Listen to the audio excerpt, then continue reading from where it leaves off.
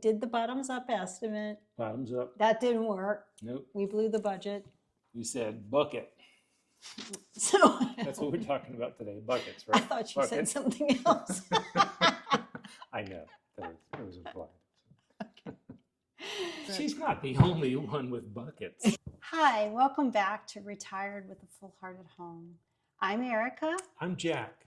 Actually, yesterday was the 3rd anniversary of my last day at work. Oh, Isn't that something? it's lovely. We're really 3 years into retirement, and we're really just planning our financial situation, which is kind of embarrassing, I would say, but also the truth. So we'll just say the truth. We recently did a video about what we were doing with our retirement savings account. And in that video, we said something that we want to change. When we were working, we had 100% of our employee retirement account invested in Treasury securities. So we weren't in stocks at all. We were basically in bonds. Can you imagine being out of the stock market for 30 years? Well, that was us. So it was extremely low risk, and we didn't quite make as much money on our retirement account as we really would have liked to have. But we were saved by a pension. So our pension pays our bills. But we really do need this retirement fund to pay for some really critical expenses that we'll have in retirement. And we're just really getting around to figuring out what we're doing with that. So in our last video, we mentioned that we have an asset allocation now in retirement of 58% stocks and 42% bonds. And that we've only been invested in the stock market for 2 years. We're thinking about this year's asset reallocation that we were going to do, and that we were leaning towards putting more money in stocks, and that we would end up with 70% stocks and 30% bonds. But when we started to think about spending as part of that plan, we've really had a change of heart. We don't have time in the market on our side like we might have had when we were younger. And so that's a specialized situation we're having to think about. How do you manage spending the money and trying to grow the money at the same time? That's a real mind shift change from when you're working. And that's why we wanted to do this video. It is all about the spend. I would say we have a really good handle on our monthly expenses. I think we really track our spending very closely, and we're fortunate that our pensions and our Social Security will cover our normal monthly expenses. And I'm lucky that I have you to do all that tracking. To do all that tracking.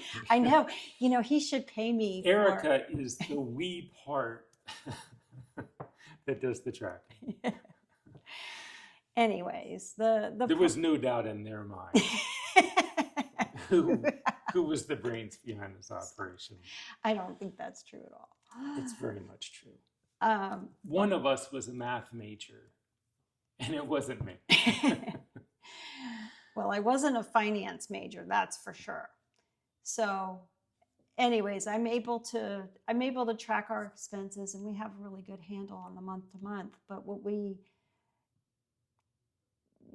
thought was, well, we'll just use our savings when we need to use our savings for things like home repairs, home maintenance, big ticket items like, a new car, if we wanted to take a trip, things like that. But we didn't really have a plan for that. And now that we're thinking about taking that money and investing some of it and possibly spending some of it, we really need to have a very comprehensive plan for that and really understand where we're going, so we don't make mistakes like put too much money in stocks too early or spend too much money too early, because we don't want to run out of money. No. Yeah, right. Yeah, it's a shocking thing that we didn't have a plan. We weren't prepared. Yeah, right. I know people can't imagine. It wasn't as easy to develop that spending plan as it was our monthly budget. because the costs that are in that plan are things that come at irregular intervals. They're big ticket items. You might not know the cost of them. It's kind of unpredictable when they happen, and they're very hard to estimate. So that said, we did try, right? We did try. We did try. This reminds me of school where they have the equation and you're supposed to put in all the inputs. Right. The problem with retirement is we don't know any of these inputs. We don't know how long we're going to live. We don't know what our medical bills are going to be. We don't know what how long our health is going to last. It becomes a very interesting equation to work on. It does. It absolutely does. But you got to do something. You got to do something. You got to do something. And that's what we're doing. Something. Something. That's today's sponsor. Something. It's better than nothing. Yeah, it's better than nothing. That's the bar. That's where we're at, folks. These are the nuggets you're going to walk away with. So seriously though, we did take a serious stab. We did try to take a serious stab. And so we did a bottoms up estimate of all those costs. And I'm going to show you just a quick graphic of. It was bottoms up. That's where it all came from, right out of our bottoms. You don't have to keep that one. Okay. We did do a bottoms up, and it wasn't. Bottoms up. So I'm sorry. There's just so many bottoms jokes. And when that didn't work, because it blew the budget right away, because of course you put in the most conservative estimates for everything, you add it all up, and the next thing you know, you're going to run out of money. You don't have enough money. So we had to iterate on it and almost do a top-down approach as well. We did the bottoms-up estimate. Bottoms up. That didn't work. Nope. We blew the budget. You said bucket. So That's what we're talking about today. Buckets, right? I thought you said something else. I know. That was implied. Okay. So, okay. You can't see that on YouTube. So we iterated until it actually worked, and this way, at least we have some idea. We have something of assumptions that we're making. Right. So it worked out that with reasonable assumptions and reasonable costs, we think 3% per year of spending was reasonable. Yes. And we have 8% contingency up to age 90. So, and I do think in a lot of cases, our estimate is conservative, that we'll spend less, and we're going to strive to spend less, but at least we have some boundaries on what we can and can't spend. So that's good. I think that was a valuable thing to do, and probably most people did that decades ago, but here we are. The graphic shows what was assumed in our budget. And I didn't put our actual numbers in there because if we haven't convinced you by now that we don't have high confidence in those numbers and those costs, you should not use those costs for your planning. What we wanted to show was the items that we put in costs for and how they were spread over time. It would definitely increase our confidence if we knew we could keep up with inflation. And that's about 2.5% to 4.5% per year. We could recover the taxes that we are paying because all of our money's in a traditional 401k-like plan. And so every time we take money out, we have to pay taxes on it. So we would like to recover those taxes. And to do that, we'd need 1% per year for an average of 20 years. And then hopefully we replenish some of the money that we spent and put it back in the account to help keep our principal, as high as we can. And if we're spending 3% per year, we need to put back 3% per year. It's pretty easy math. So if you add up inflation, taxes, the amount we spend, we would love to make somewhere in the 6 to 8% per year range, right? And there's only one place we can think of where we would make that kind of money year after year on average. Right. And that place is? The stock market, I think not being in the market you're just steadily losing money through, and it can be devastating. There's not a whole lot of choice, really. Yeah, where else? As Warren Buffett said, where else are you going to go? Although he does buy a lot of bonds lately. But I would say that I have confidence in the U.S. companies and the innovation and growth of the United States. So. As do I. Yeah. So you said bucket, and I thought you said something else. But you were right to say bucket, because one of the strategies for managing your spending while you're also invested in the stock market is a bucket strategy. And I want to thank everybody who put out videos on their bucket strategies. Thank you. There are a number of financial advisors on YouTube that have just done amazing videos, too many to mention, but I'll link some in the description of this video if you want to check it out. If you haven't heard of buckets, it's really, it makes a lot of sense. And it really helps people like us to bin your money psychologically, so that you know what you can spend and you know how to manage your stock investments.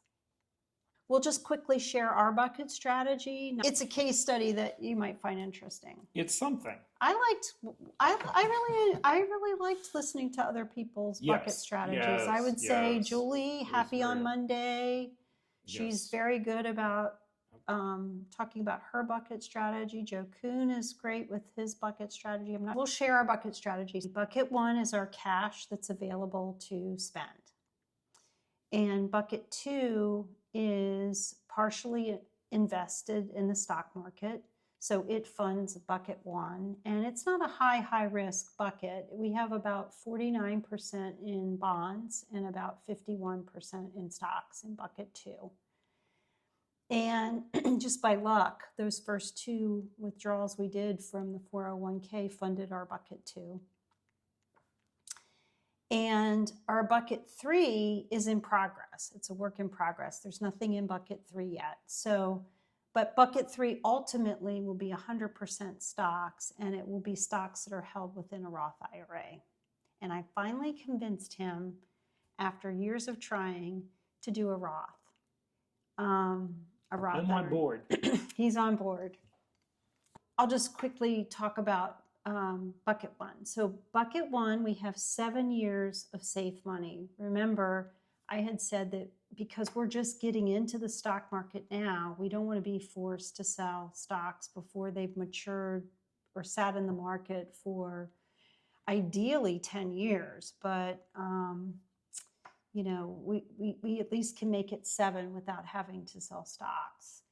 And the first 5 years, we're going to do nothing but do Roth conversions. So we're going to be converting money from our employer retirement fund to bucket 3, doing Roth conversions. And annually, we'll just reassess how we did against our spending plan. And if we're spending less, figure out what to do with that. And if, gosh, I hope not spending more.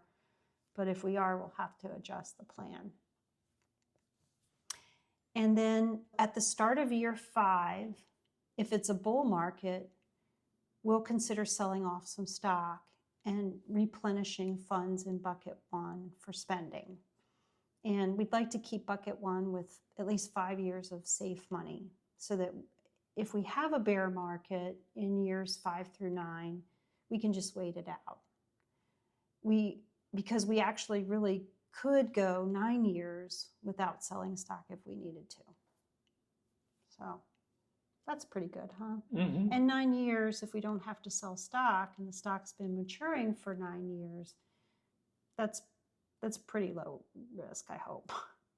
Unless we just have bad luck in timing. One of us is a pretty good planner. Well, I don't know about that. So we do need to start selling stocks, though. If we get to year 10, we have to sell stock because we'll be reliant upon stock in years 10 through 18. And, I think it's unlikely. You could probably speak to this better than me, but I think it's really unlikely that we're going to have a bear market that lasts from years 5 through 18. When we start looking at the stock market and start considering selling off in year 5, and we have to sell in years 10 through 18, that would be an awfully long period of time for it to be a bear market. That's 13 years.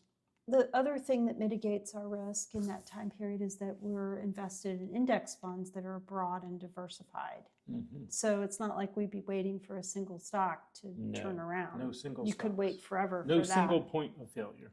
Exactly. Without planning this out at all, it just so happens that I bought a small 20-year treasury bond. What? Oh, okay. No, I knew a couple about of that. years ago when we took the distribution from my retirement account, and that'll mature in year 19, and that will actually pay for years 19 through 22. So it'll actually pay for 4 years of expenses. It's just timed towards the end of bucket 2 rather than the beginning of bucket 2. And that's when I get the Corvette. No Corvette.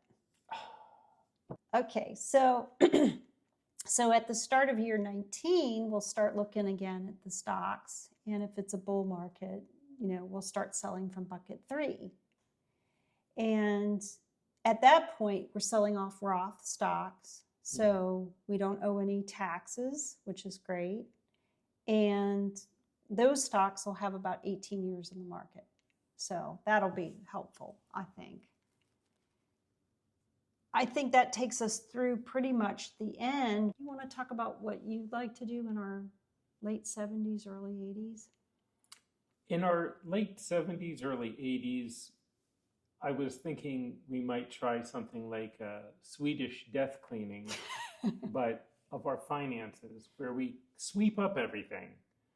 Mm-hmm. And we just move, we get out of the stock market, no bonds, no CDs, and try and move everything to money markets and savings accounts. Easy access for the kids. Easy access for the kids in the event that we would lose our noodles and they would have to take over our finances.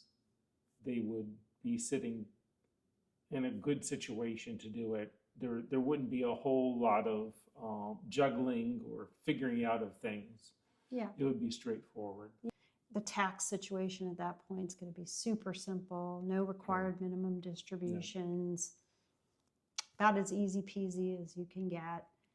And yeah, I like that plan too. I think that's good thinking in terms of, making things easier for the kids. Oh, and Erica has shown you her buckets, but I've got a bucket. Oh. I thought, just stay in front. Oh, no. I've got a bucket. I've got a bucket to show. Okay. My bucket.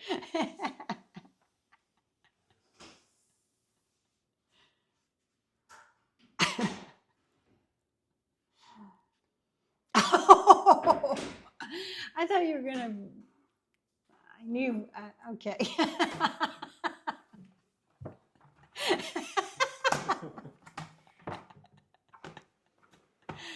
Okay, I thought you were going to bring the bucket you wash the car with, but you brought an even better one.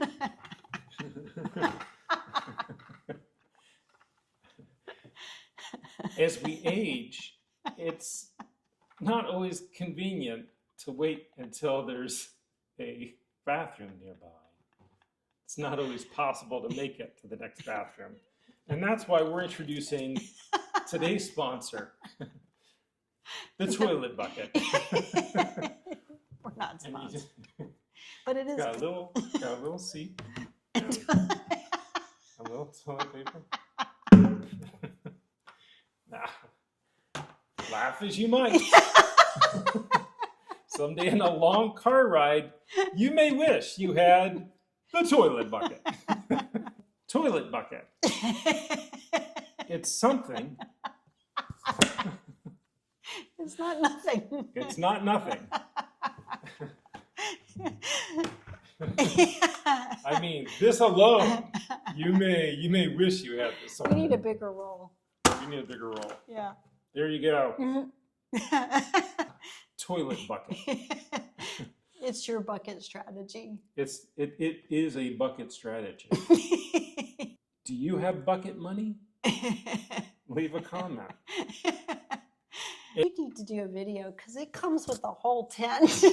There's Do you want me to get the tent? No. I can get the tent. Whole pop-up tent thing that you zip Oh, open and you put the toilet bucket inside the tent. If you want to see the tent toilet bucket combo, put it in the comments. And we will do an entire video on the toilet bucket tent combo. And now you know. What he thinks about a lot. She's not the only one with buckets. Come on. I think that's it for this video. But I did want to say that we are not financial advisors. No. That should be readily apparent. It should be very apparent. Very apparent. And we only showed you this as an example, just one more case study that you guys can use, like I used yours, which I really appreciated. You consider how to develop your own spending plan and your investing plan for your retirement. We hope it helped in some way. And you guys are having a safe and wonderful summer. Have a happy 4th. Happy 4th. See you in the next video.